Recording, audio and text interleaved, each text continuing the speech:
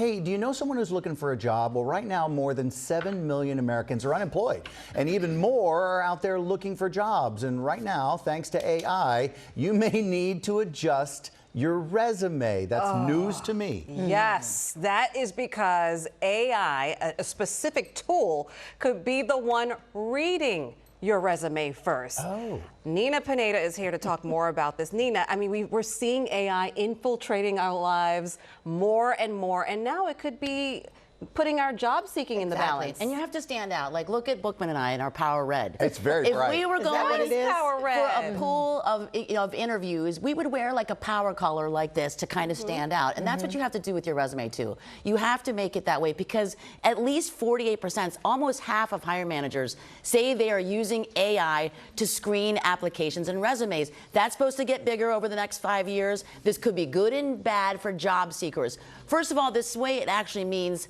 the good news, that AI is processing more resumes, as in scanning them top to bottom, rather than a human person, reading each one with their own eyeballs, perhaps skimming it. So more are getting seen.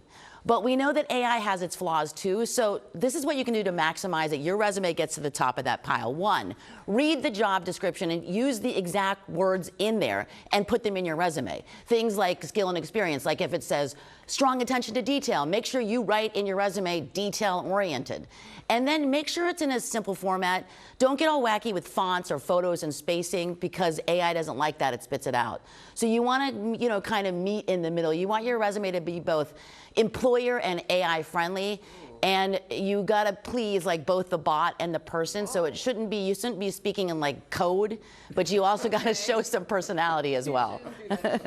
Okay, I honestly, I think I may be too old to even be looking for a job. I don't know. So long No, you're not. listening to. But so what's myth and what's actually fact here? I mean, people are really leaving it up to AI to determine who's the best person for the job, and are people actually leaning on AI to do their complete resumes? Book, I think they have to, because there's so many people. Sam mentioned the unemployment rate. We know the number of applications are really huge, on the rise.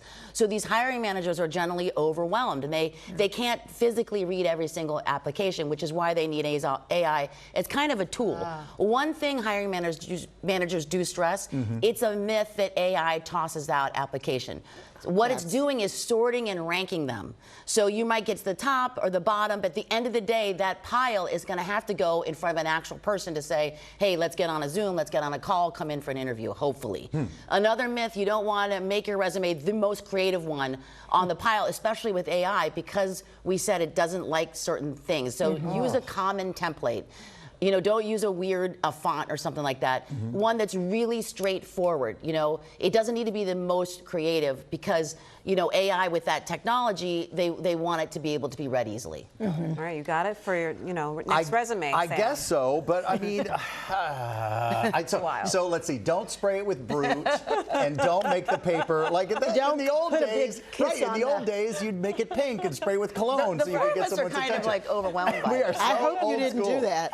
What companies are already using these tools, Big so ones, that we know? really big ones, recognizable ones. LinkedIn is currently using both an AI hiring assistant and rolling out what they call this job match. It's a feature that's designed to help job seekers describe their dream role, rather than trying to figure out and type in the perfect, keyword.